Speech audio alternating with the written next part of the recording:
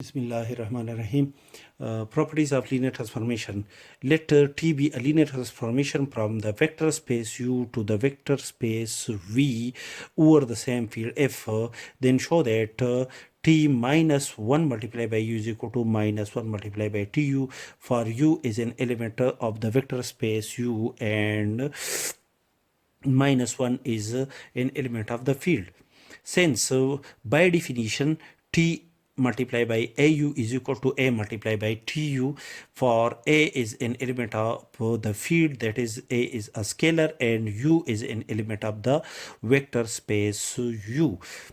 If we substitute, if we fix A is equal to minus 1 according to our target, if A is equal to minus 1 is an element of the field, then this equality can be rewrite as T multiplied by minus 1 multiplied by U is equal to minus 1 multiplied by TU, or T minus U is equal to minus TU, where the result minus TU is an element of the vector space V over the field F.